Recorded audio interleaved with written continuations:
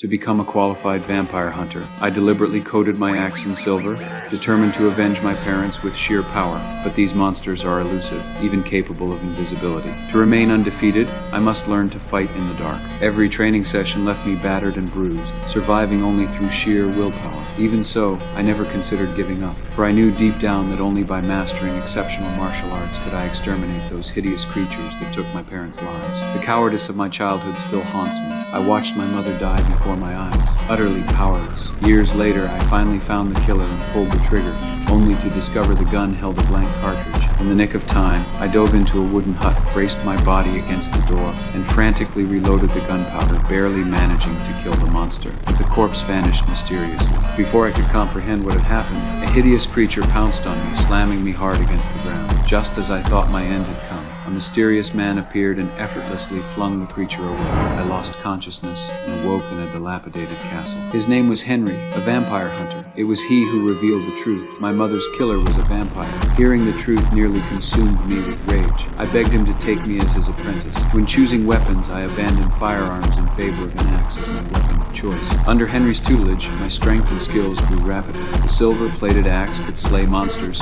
and the fact that my reflection wouldn't appear in mirrors was the key to identifying enemies. Gradually, I came to understand that the vampire who killed my parents was merely a minor leader. The true enemy was the original vampire. Adam, he and his sister had lurked in the American South for centuries, building a vast underground kingdom through slavery and gradually infiltrating the North. The hunter's duty was to prevent this land from falling into the hands of monsters. To forge my skills, Henry sent me to a small town. By day, I worked at a general store and studied law in my spare time. By night, I hunted vampires using Henry's leads in my first true life. For death struggle, I nearly ended up hung in the basement, forced to watch as a black slave was bled dry. In the nick of time, I snatched a fallen dagger with my teeth, slit the monster's throat, and killed my first vampire. In that moment, my heart was still as water, for I knew this was only the beginning. Half a year later, having slain hundreds of monsters, I earned Henry's approval. Finally, the day of true vengeance arrived. The monster that had killed my mother. In the horse pasture, the herd stampeded, and a bloody battle erupted. Amidst the chaos of galloping hooves, I fought it down to the cliff's edge, relying on years of honed skills. At the final moment, I detonated the flintlock hidden in my axe handle, ending its life.